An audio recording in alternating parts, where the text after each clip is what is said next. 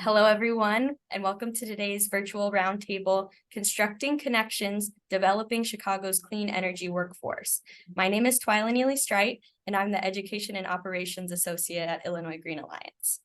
Today's program was put on by the Illinois Green Alliance Programs Committee, a volunteer group that coordinates education events covering a wide range of topics throughout the year for the green building industry. The team that put on today's event consists of Dan Mooring, Sophia Soul, and Wayne Beals. You've all been muted upon entry, so please type any questions you have into the Q&A or the chat and we'll get them answered at the end. This webinar is being recorded and will be sent out to you in a follow-up email. And for those of you who also signed up for the in-person tour of the Inherent Homes warehouse later, look out for reminder emails with the warehouse's address and arrival instructions. So for those who are unfamiliar, Illinois Green Alliance is a membership-driven nonprofit organization that advances green buildings and sustainable communities for all. Our 5-year strategic plan pushes the green building industry to meet or get on the path to net zero. We achieve this work through education events such as panels and building tours, by engaging communities and partnering with organizations across Illinois, and by advocating for new policies and legislation. Members can view our recorded webinars on our on-demand webinar library and learn more about membership and see upcoming events and get involved by visiting our website, illinoisgreenalliance.org. I also want to take a moment to recognize Illinois Green Alliance's sustaining sponsors who make our work possible. A special thank you to our gold level sponsors, ComEd, Resource Innovations, Sloan, and USGBC. You can make a commitment to advancing green buildings and communities across the state by starting a conversation about sponsorship partnership today at illinoisgreenalliance.org/sponsorship. And now I want to introduce today's speakers. We have a great lineup for today's program. Tim Swanson is the founder, president, and CEO of Inherent Homes, a nationally award-winning community reinvestment business that builds thriving wage trade careers by developing sustainable and affordable high-performance modular smart homes for placement on city and county-owned land in underinvested communities across Chicago's west and south sides. Cindy Connor is a carpenter by trade and is Inherent Homes General Superintendent, overseeing the construction of Inherent's modular homes. Simone Holmes grew up in Chicago Housing Authority on the south side of Chicago. She attended Dunbar Vocational Career Academy, where she grasped an introduction to plumbing, and then she joined the local 130 apprenticeship program in 2014 and is now a licensed journeyman plumber. Along the way, she has always volunteered at Chicago Women in Trades. Working with women and inspiring them to join the trades is the most exciting thing for her. Through Chicago Women in Trades, she coordinates a high school outreach program that introduces teens to trade career paths and skills. And then our moderator for today's program is Sonia Del Real, Inherent Homes Vice President of Sales and Economic Development. Ms. Del Real first attained her Illinois real estate license in 2000 and currently serves as the managing broker for Inherent Homes LLC. She's a founding board member of the Latino Real Estate Investors Council, a nonprofit organization aimed at advocacy, education, and opportunity for Latino housing providers and investors. She firmly believes that real estate is a vehicle to build generational wealth, particularly for minority groups, and seeks to bring an equitable distribution of rights for market rate and affordable housing providers and tenants. Ms. Del Real also serves as a board member on the Chicago Transit Authority's Citizen Advisory Council. And now I'm going to turn it over to Sonia and to the group, and I ask them all to turn on their cameras and we can get started. Thank you, Twyla, for that awesome introduction. Welcome, everybody. I'm Sonia with Inherent Homes. I'm going to go ahead and get us started with the panel. First, I want to give Tim Swanson, our founder, who can't sit still. I don't know if you see him on camera right now. His energy is contagious. So if you're sitting down, you might be jumping up pretty soon. Tim, can you please describe our business model? Tell the story, how this came about. And I mean, you know what you got to do. You know how to do what you do. Bring it. Thank you, Sonia. And first of all, it's just awesome to have a conversation with these three amazing human beings as we look at sort of building a better Chicago, building a better country together. So thank you, Illinois Green Alliance, everyone that's calling in on this webinar, and we can't wait to see you in person here in a few hours. Inherent Homes is fundamentally based on the belief that by creating thriving wage careers and communities, investing in thriving small businesses to build thriving home ownership, we can see single generation shifts in how economies work. So everywhere from what it looks like to partner with Chicago Women in the Trades amongst other community-based partners, what does it look like to build that trade, that next generation trade workforce in an environment that allows for a lot of educational opportunities, investment opportunities, but also more importantly, in a place where it never rains, right? So if we're going to build the next generation of trade workforce, let's do it in an environment where they have certainty and guarantee on it. And I'd be remiss to say that's only half the equation, right? So the other exciting part about doing this work is that if we're building generational wealth through homeownership, which is so central to a thriving community, then it has to be the best possible housing. We got to bring the best of what we have to offer to the most that we can offer it to. And so we joke all the time. These are Energy Star homes. They're near Passive House. They're about that far away from the zero energy expectations by Department of Energy. And why everything's about that far away is because our heart and thesis is making certain that we reduce the cost of home ownership. That total cost of home ownership is our big thesis. And so whether it is here building these homes that blow under a 0.6 air change per hour when we set them on site, to the communities, whether it's West Humboldt Park, where we have built 10% of a 40 house development, Homan Square, where we just sent the first of 20 homes, all in concerted areas, as well as our work in East Garfield Park, down in Chatham and West Roseland, in West Woodlawn. What does it look like to radically invest in neighborhoods with our partners? We're so blessed to do that. I'm so blessed to be standing next to CC, who's our general super, and our partnership with CWIT has just been instrumental in connecting those dots from block to community, community to trade. So thank you all for taking the time to hang out with us. And Sonia, I'll throw it back to you. Thank you, Tim.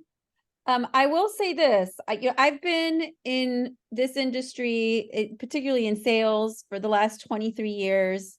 And when I met Tim, I was kind of broken up with residential.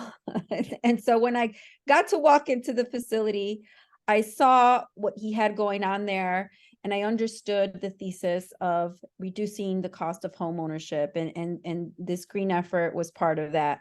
But overall, that sustainability, that long-term sustainability, those systems of support, not just, that's one component, but then when I got to see the badass women doing the work that, excuse me, I had to take it there, doing what they did, I have never seen so many women just doing what they did. And so for me, I admire CC, I admire Simone. Simone, I did not know you were a licensed plumber. I'm going to go tell my plumber uncle this.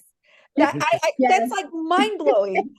That's crazy. Yes. So again, another testimony as to why I admire the work that we're doing as an organization and in uplifting and enabling people of color, communities of color, and just women. Awesome. All right, I'm gonna go ahead and ask CC and Simone a few questions. If you can share a little bit more, go into whatever detail you find necessary about your journey here, how you got here, your story leading up to this day. CC, you want to go first? Because I have lots of questions. Like, I am always looking at this woman from this office and I'm like, so go ahead, CC. Yes. So I'm from a family of construction workers, all men. I'm the first woman.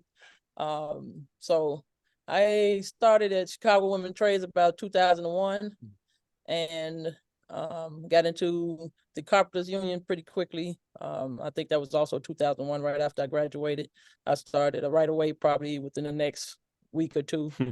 So I worked as a carpenter in concrete since 2001, and then I started my business, my own general construction business, in about 2015. I was back and forth between the union, my business, which was kind of difficult.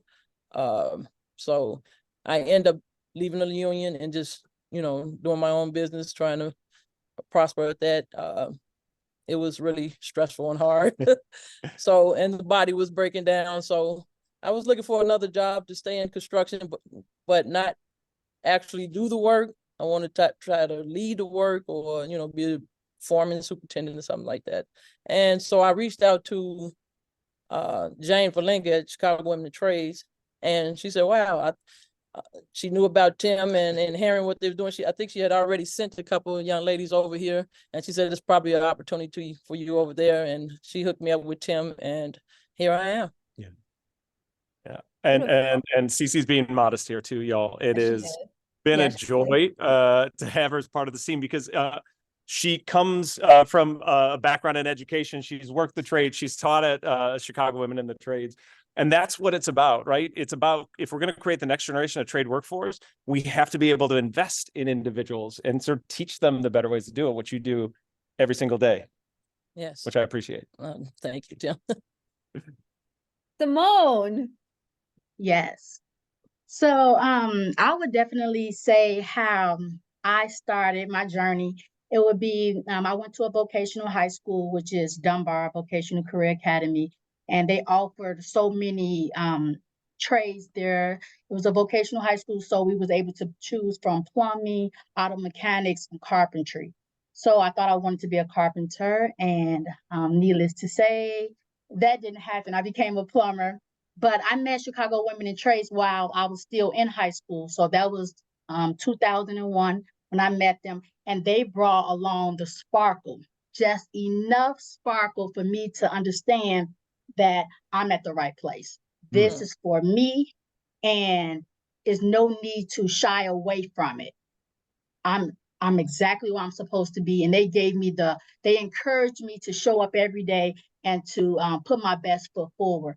And once I graduated and I stuck with it, I joined the Plumbers Local 130 in maybe 2014, and then started the apprenticeship, became a licensed plumber. But I always volunteered at Chicago Women in Trades because I know women that come through these doors are sometimes confused, may know it all at the moment, but I tell you what, once they meet me, I can take them back from when I was the younger version and now the adult version at 38, where I feel like I still don't know it all, but I'm here to stay. And I do know that I'm here to help. You can stand on my shoulders, or we can actually do these push-ups together, whichever you prefer.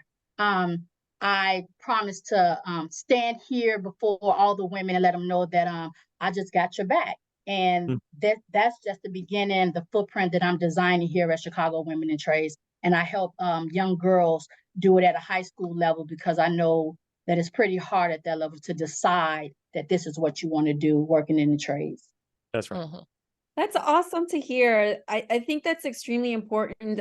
It's validation, how much support, particularly in the high school level, that we need to offer young women, just, young Black and brown communities, just young teenagers at 17, 18, they don't know what they want, right? I didn't get to go to a vocational school. I got married in high school, and I thought college was the only way out, and I had to postpone that. But if someone would have told me you could do the trades, you can get into this other academy, or you can explore, that would have been beautiful to have some choices.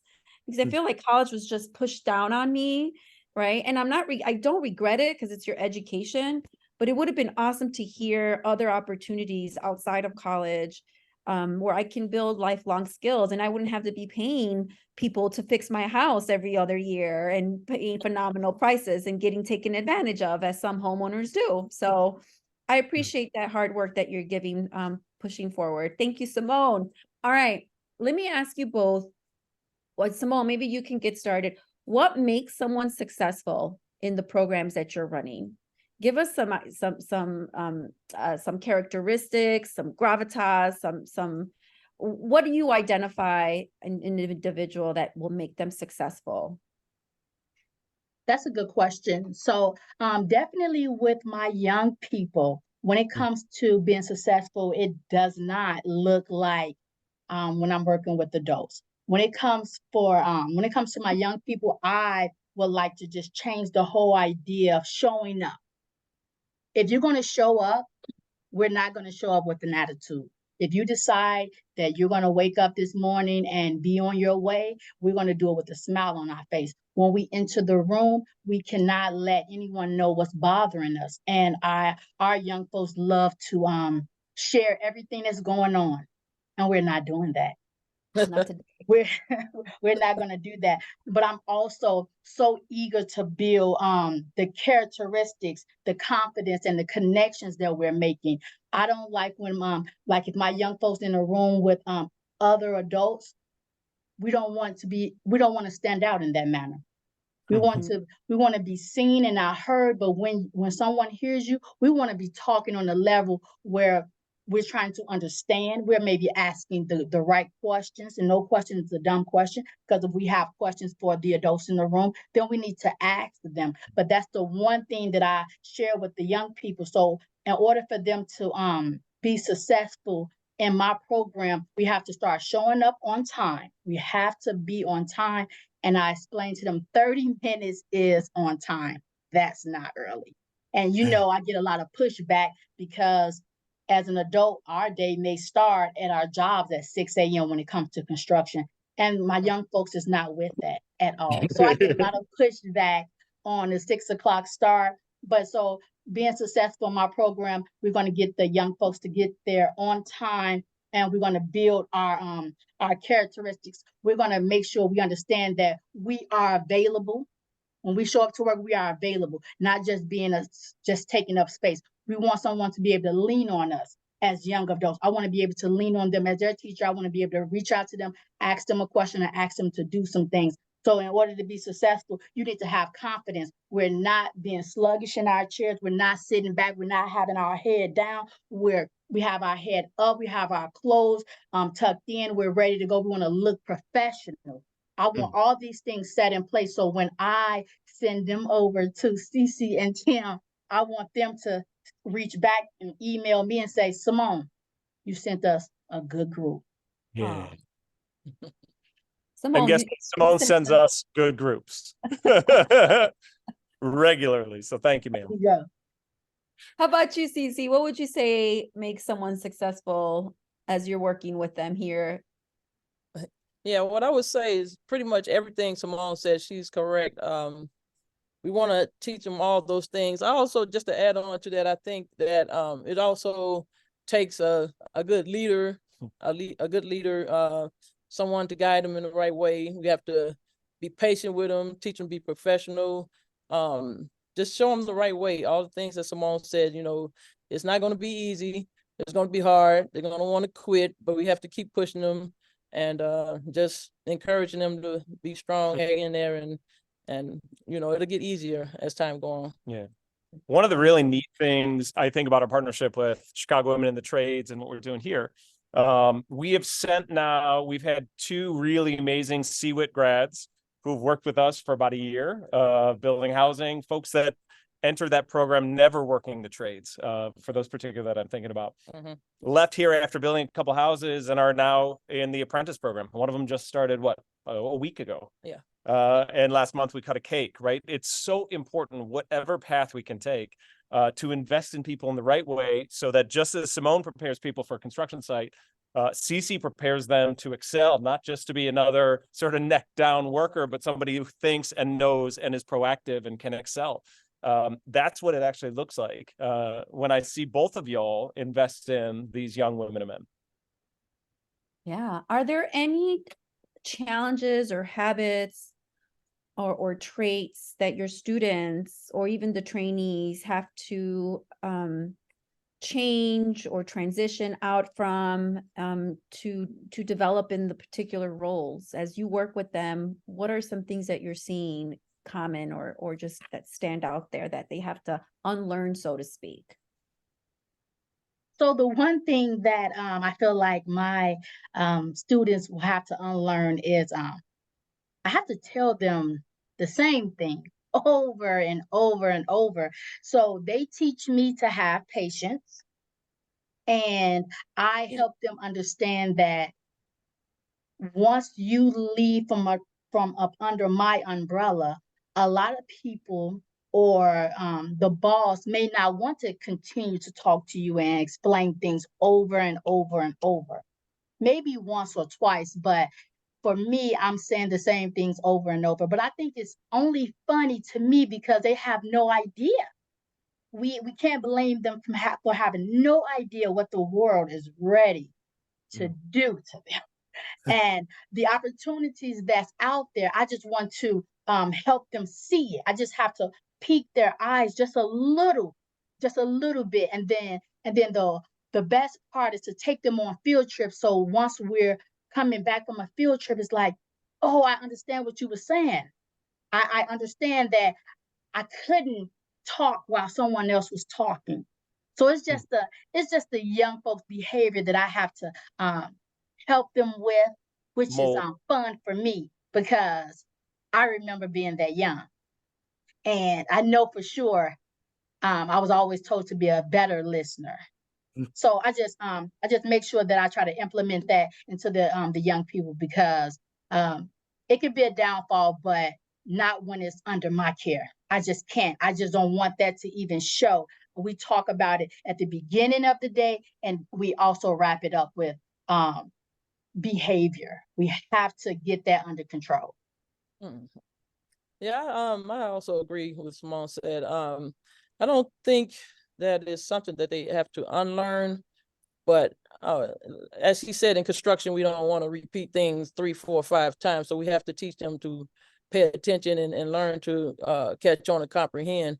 And at the same time, we don't want to scare them away from asking questions because, just like in school, they're scared to raise their hand, ask a question. They may look, as they think dumb or stupid. And so we don't want to scare them away and make them feel that way. But we also want them to be able to comprehend and catch on quickly. It's really neat as I think about what we have going on right now. So we have a home that's under contract that our folks that are just getting into the trades see what a finished home looks like. Then they get to see what a home that just shipped a week ago looks like and how that comes together and the final finishing on site. Then they get to see a home and finish a home that is past rough inspection, is going for finish inspection, and just started a couple of days ago on the next one. And so that's important too. I think what we found is that ability, that sort of constant, all right, did you learn? Just as Simone, just as you said, what did you pick up from the last time you framed a house? What did you pick up the next time? And they start to gather this set of skills that is so important. And for us as a process, because we want the highest performing house possible, what it also means is it allows for everybody, whether it is CC with decades of experience or other senior carpenters or even our sort of very entry-level folks, the ability to say, why are we doing it that way? Oh, okay, that makes sense. Or have we thought about doing it this way? Because they see the same thing. They start to get that rhythm of repetition, that rhythm of skill set, and the confidence that comes with it too. Exactly. Yeah, great.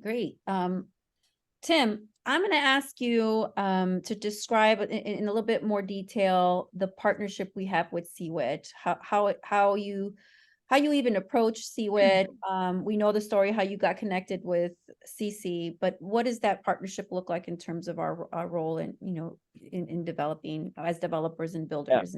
Yeah, I love it. So to answer that, to zoom out just a little bit, right? We sit here in the city of Chicago, where we say, all right, we have 30,000 vacant lots that are unused. We have a desperate need for housing that people can afford. And we have amazing trade training programs that need to be pointed in some direction. And oftentimes it's sort of like, so let me get this straight. We need housing, replace vacant land with ownership, and trade jobs. Can't think of anything that makes sense, right? So that's why we're into what we're doing. And so what that also meant was if we're going to build a business that is for Chicago and by Chicago, it has to be of Chicago. It has to look and feel and act and taste and touch like Chicago. So for us, it meant immediately from the very beginning, our workforce has to look like, be from the communities that we're working in. Not only because we want to create that thriving opportunity up and out, but because CC can set an example for another generation of really talented tradespeople, because they can see somebody that looks like her, that comes from the same communities, that has a connection that I can't, right? That was really important for us. It was also really important to get rid of the BS around it's really hard to get women to the trades, or It's really difficult to find trade partners from community. And we're like, no, it's only hard. It's only hard because you don't actually want to do it in the first place, right? You feel me? Because the teams that CC lead, we are, as a company, we are 87% minority. Our workforce is 100% minority or women trades workers. Our trade partners and our subcontractors from neighborhoods are 100% women or minority-owned businesses. And so when I hear these stories that say it's really hard, it's because you don't actually want to try.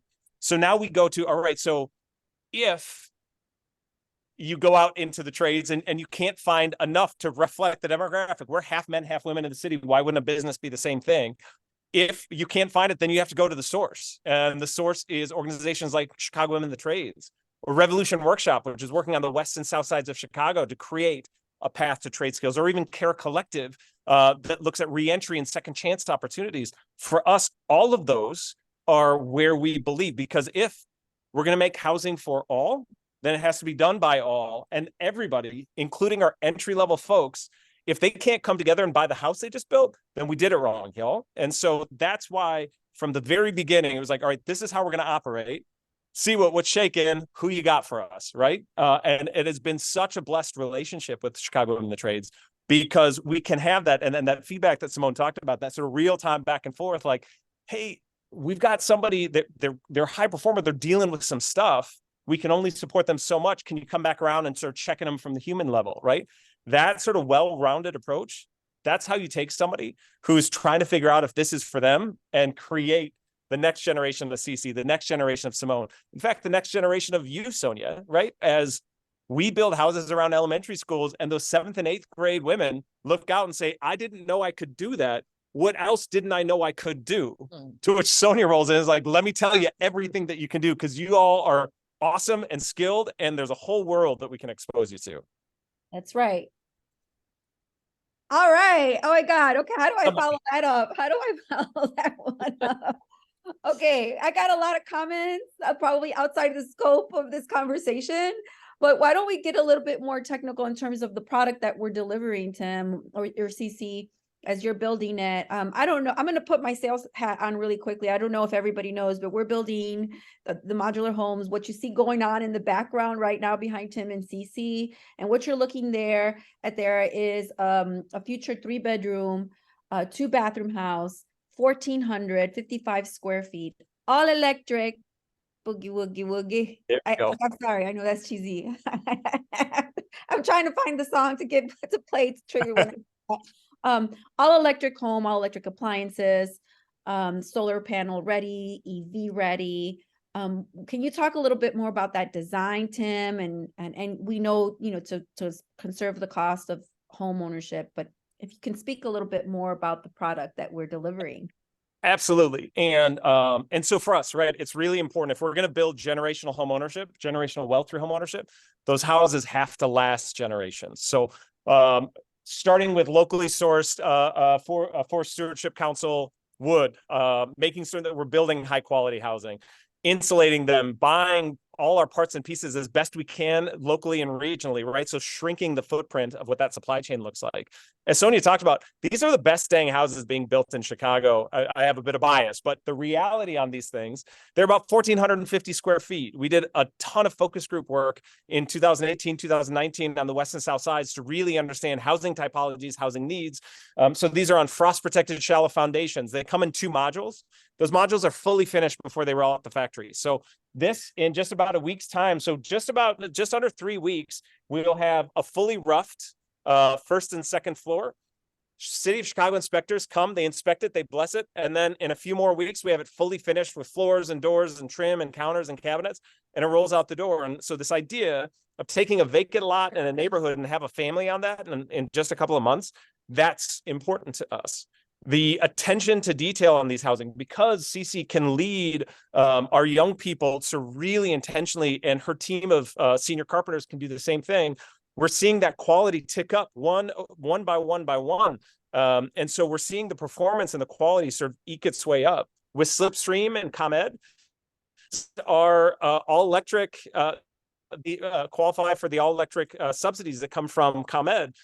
They're Energy Star compliant homes, right? Let's look at every single aspect of it and build it.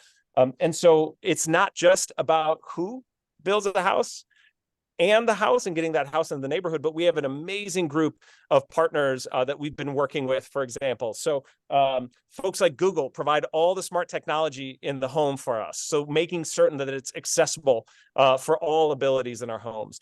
Schneider Electric is an amazing partner. We're leveraging a lot of their smart tools and technologies, including point source monitoring for every outlet and every switch, whole home energy monitoring, so we can report that back to families. And as you build that next generation of homeownership, we stay along for the long term, y'all. So for the first 5 years, it's quarterly check-ins. It's a Jiffy Lube, right? Let's actually knowledge transfer, help you understand what it looks like to own a home and thrive in that home. Life and disability insurance, the two leading causes of foreclosure in our communities. Let's actually make certain that, God forbid, something happens to you or your family, you don't lose your house because of it. Monitoring air quality, water quality, energy usage, and providing that as intelligence to our buyers is so centrally important to everything that we do here. And so it wasn't just about the greatest home we can make, but making it for the most number of people that we can. So we've been ramping. Our first home cost $1 gazillion to build, and took 3 lifetimes, it felt like. I think it was 9 months to build our first home, 5 months to build our second home, 3 months to build our third home. We're now doing 2 homes a month, and we just expanded our facility to increase that capacity because we're seeing confidence. We're seeing confidence in the workforce that we're building and in the communities that we get to partner with to deploy this stuff. Awesome.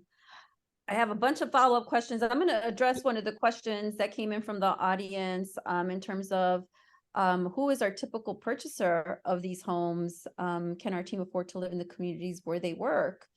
You talk a lot more eloquently about the buyers that bought our last 2 homes. We have a third house on the market that's under contract. I can talk a little bit more about that buyer. But Tim, if you can just give us a few bullets of who our buyers were. Yeah, that's it. So it's the heart of that question, right? If we can't close that wealth gap in the communities that we work in, like that's the heart of a lot of this thesis. So we're blessed. We sit on a City of Chicago steering committee at the Chicago Community Trust, looking at what it looks like to build equitable communities. We sit on a national advisory panel with HUD and the Center for Community Investment, focusing on these areas. We also know that the cost of building a home, any home in the city, prices the vast majority of the city out of that equation, right? That's just the inherent nature. SB Friedman is releasing a study on the cost of building on vacant lots in the city of Chicago. And newsflash, we're kind of building the most cost-effective, highest performing version of that because of her. What that means, though, is it costs us to keep our lights on and get a family into the house about $390,000 is what we have to sell it for. That's a household of 4 making 120% of the area median income. So that is still a housing need that exists. But because of the position and the relationships that we have, Sonia, for example, as the, I'll call her special advisor to the Department of Housing on the subsidy and down payment assistance programs, also probably the city's leading expert now on that subject, means that we can bring upwards of $150,000 of forgivable grant financing to our home buyers, right? Taking that $390 and bringing it down to $240. That's an 80% AMI household. Similarly, we're partnering with Chicago Housing Authority and some of our partners there to explore better models for choose to own. So allowing vouchers to pour into home ownership. We're now looking at and really being instigators around new financial models, new lending models, new tools, because interest rates where they are affecting everybody, not the least of which is our low and moderate income communities. So by designing new financial tools, it's sort of every time we look at what that challenge is, to limit a family buying a house, we make that ring one size bigger so that we can really tackle it. So our first families, I love that our first families reflect the demographic of the neighborhood that they're in, reflect the world that we live in today, that are excited, enthusiastic about being partners, joining the block club, moving just a few blocks away to get into a house from not far from where they grew up.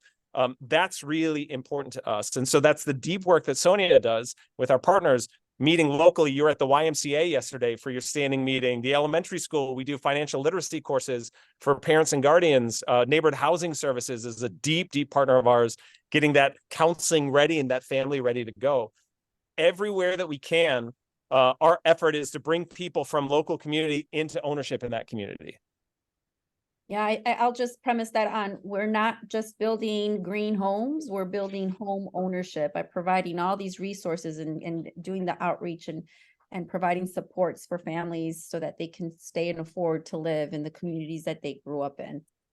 I'll answer another general question. Are these houses sold on the general market? Yes, they are. We sold, we've listed a few of them on the MLS. They've closed. The one on the market is still on the MLS. And then we do the pre-sales as well. So if you want to come in and view the house at one of our open houses and you want the lot down the street, we can go ahead and make that happen, get you under contract. So that feature is available for folks who want to have some customization on their home. So I'm going to go ahead and ask Cece a question, and even Simone, if you can chime in. How hard is it to build a green home versus a traditional, what you're used to? Or is it harder at all? Is it hard at all? What's the difference? After so many years of experience, no, it's not hard at all. Okay. I am learning a lot here in Inherent. I don't think it's pretty much the same. The electrical, I'm still learning. The EV, we're not putting it in solar, but we're getting it solar ready. But it's pretty much building the house the same. No gas. Yeah. Pretty much for me. I think, and I want your perspective on this, Simone, but I think what's interesting as we do it is that it's actually what you just said. It's actually not that hard, No, it's not. right? Mhm. It's Just doing it. doing it and thinking about it that Mhm. way, right? You and I were talking about the other day about some of the blocking that we put in for cabinets and grab bars and some of the things for ADA, and understanding that in some places it's blocking, in some places on those external walls where we don't want to ruin our energy model. Exactly. It's sheet goods, right? But it's the same stuff we know how to do. And I think that's what is so fascinating to us. When we have a crew that's never built a house before and they built one that is 0.57 air changes per hour, it's because they were learning the right way to build. That's the craziest part about all this. It's just the right way to build. It's not special, although as an industry, we often describe it as some sort of space age, new wave. No, it's just good work, right, Simone? Yeah. Yes, I would definitely agree with that. So I got a chance to tour, right? And I showed up in my Sunday's best. Don't ask why, but I did. And when I showed up and I put my first foot in the door, I was like, this is a bad decision that, I felt like when I walked into the house, I should have worn my overalls and my work boots and my hard hat, right? I had my safety vest and hard hat and safety glasses and the PPE, but I tell you what, I was ready to work. I was holding back the emotions only because construction makes my heart beat so fast because I'm ready to go. And those homes literally said, we're available. When I tell you, you don't overthink it, especially when you guys go for the tour today, just be ready to take it all in because I didn't see anything, different as far as would that be too hard to do the plumbing? When I saw the plumbing work, I can imagine myself just doing it right then and there. Just give me, the glue, the primer, the prints. It was straight to the point.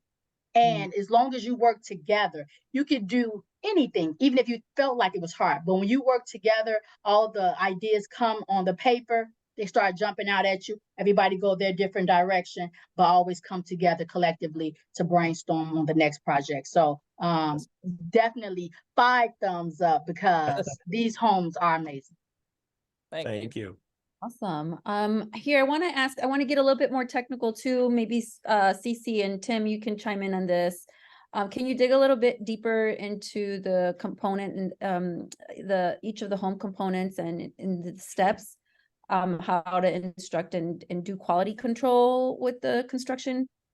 Can you talk a little bit more Maybe about what that? I'll talk about is the assembly, and then you go into sort of how you lead with that, if that's right. So what you see behind us, we build these floor cassettes. So the floor cassettes are they're the plate that everything is set on top for the first and the second floor. Second floor is all pre-plumbed with HVAC. We use ducted air source heat pumps for these. We want to make certain that they were familiar with the families that we're working with. So all that equipment goes into the floor before it's created. The walls are all framed on a wall panel table and then rolled and put into place. That allows us to make certain that there is sort of a standardization of quality that happens there. These things are that they're structural shells, right? So they're wrapped in a high performance enclosure. They're watertight. The windows that we use are all Energy Star and Passive House compliant windows. Those get in. CC's been working with our team to train them up, but also bringing in third-party trainers to get those details right. So that when we build that shell, it is that hard candy, high performance shell. In our mechanical rooms, then we use high performance heat pump hot water heaters. We put an HRV that is constantly providing fresh air into the house.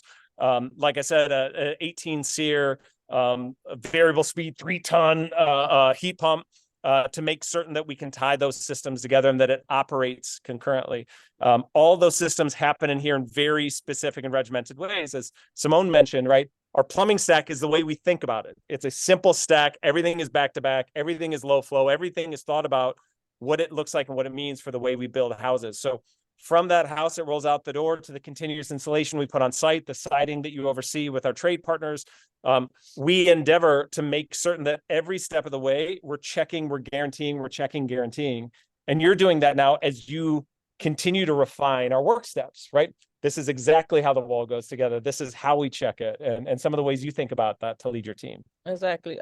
So we have our senior carpenters and our carpenters who lead the crew of the build. And so like Tim said, we start off with our floor cassettes, and every step, so when we're done with the floor cassettes, I'll come in and do the quality check, make sure everything is nice and tight, everything is to the measurements, to the specs.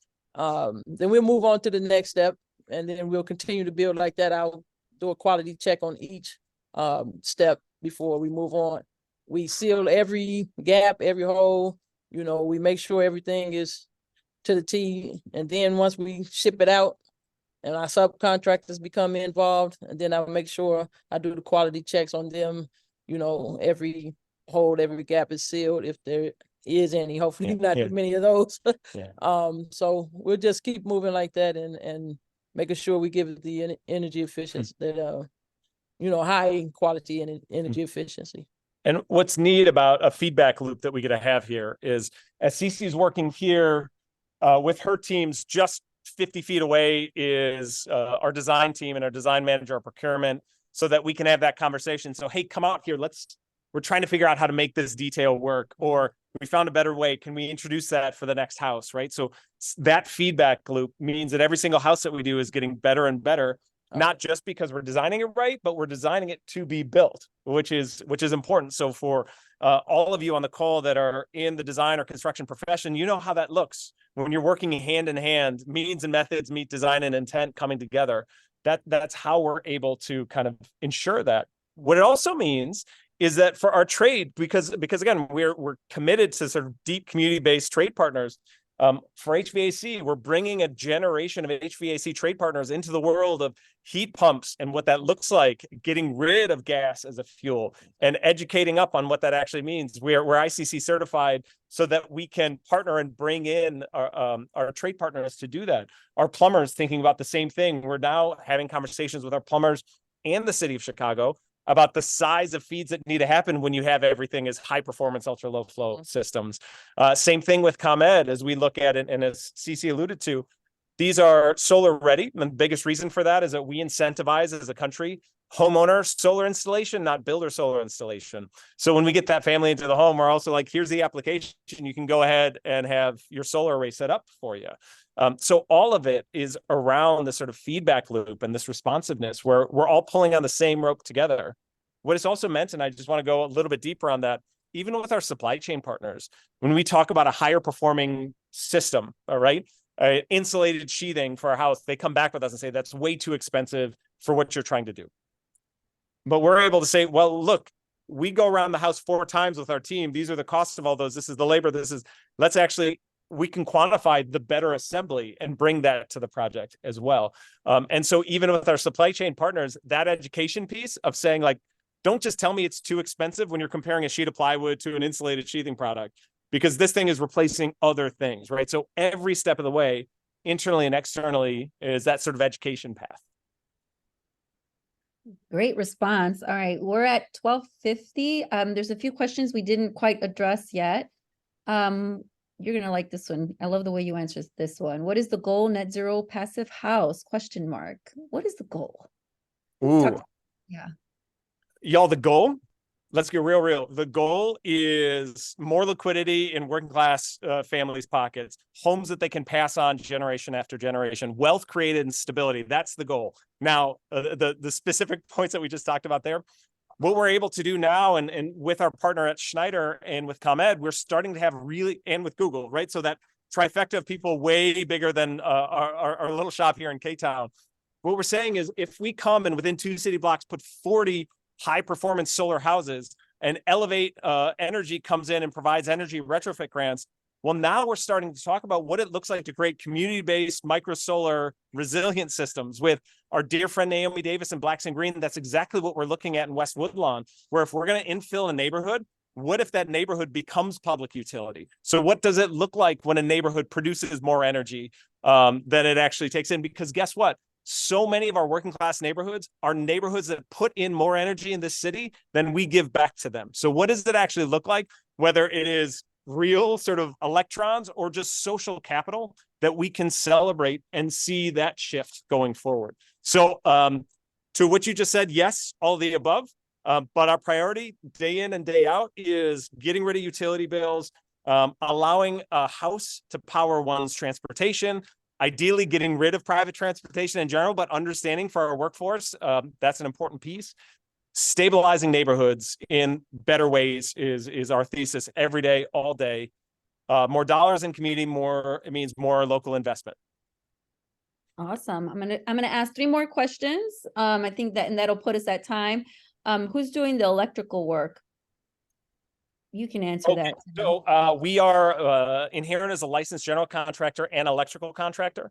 So we have an amazing lead electrician here in our shop that is also training up every one of these assemblers to understand how it works. That was a key investment for us because these are all electric houses, because they're high performance houses. That was a piece that we wanted to have in-house and not just so that we can control that quality, but that we can train and make certain that every carpenter that you have, every assembler that you have has that skill set. And then another question is our program mainly an apprenticeship program? Do they work with us for a while and then move on to other jobs? So I think you're going to have a different answer, Cece, and Tim's and Cece's answers will align, but I'd like also for Simone to talk a little bit more about what she sees happening in this respect. Yeah, it's not an apprenticeship program, but we do bring them in at the lower level. You know, a lot of them come in just knowing how to read a tape measure, knowing the different tools because we try to get them from programs like Chicago Women in Trades, Revolution Workshop. We have a few here just through word of mouth, just through relationships. But yes, we train them up and they grow here. Some of them even move on to the union. Some of them stay with us, and hopefully we can keep a lot of them here with us. That's right. You know, we're going to cut a big cake for you like we did for Dane a few months ago when you're heading from us to a union apprentice program. We're going to celebrate somebody when after 5 or 6 years, they say, hey, I want to hang up my shingle and start doing my own renovation business. And we're going to celebrate people who retire. We don't care where you end up, as long as you end up in the industry making it better. That's the big piece for us. How about you, Simone? And that's such a great question because I like to look at it as passing the baton. Yeah. When they're finished in high school, I highly suggest that they come through Chicago Women in Trades. So I'm trying to bridge that gap, literally bridge the gap from high school, Chicago Women in Trades, and forward. When they able to work with Tim and Cece, it's just remarkable to see the way we can pass the baton and do it with, just great posture. And I like the way Tim said, celebrate. When you celebrate others, you have to take yourself out of the equation. You cannot have your hands on everything. You have to let people grow. And when you grow, you come back. And That's that was right. That's right. That's Thank great. you. That was That's great. beautifully put, Simone. One more technical question. Is any of the ductwork outside the conditioned space? Yeah, great question. 100% within enclosed space. It's really important for us. Everything is incredibly well sealed, but also let's keep any of the energy that we put into the house in the house where it makes sense. And that's why we use frost protected shell foundation, or as I like to refer to it, sort of the smallest basement you've ever seen in your life. So everything is enclosed, everything is within that envelope, everything is triple checked. You were just on site this morning, triple checking, even those penetrations that we have through the assembly are good to go. I love, as we think about this, we wrap this up, this idea of passing the baton. We're blessed working with Chicago Women in the Trades. We as an entity, we actually have 4 entities that come together to do this work. Our main business is a low profit, limited liability company. That's what you see behind us. We have an investment arm that has been wildly successful at transacting vacant land within the city of Chicago to build housing. We have the brokerage arm that Sonia leads to make certain that we're removing any of that friction for buyers. And also, most importantly, we have Inheritance as our 501c3, which is focused on that baton passing that Simone just mentioned, taking somebody who is ready to get into the world and preparing them for the world and how they can work. That whole story has to come together so that we can bring the best of everything that we have to do this kind of work. I love it. I just inserted some hyperlinks for our social media platforms because I'm a VP of sales. You got to market this. We also host open houses every other Saturday. So not this Saturday, but the following Saturday, we'll host an open house. So if you're interested in seeing what the final product looks like, come on down. For those of you who are going to come today, later this evening, you're going to see how it looks now, rough on the edges, and then you'll get to see in the open house. And then also for those of you interested in who can actually afford how to make these homes affordable or accessible to the local community, I host bi-weekly webinars. I'll have another one November 16th to talk about that home buying or down payment assistance process with the Department of Housing.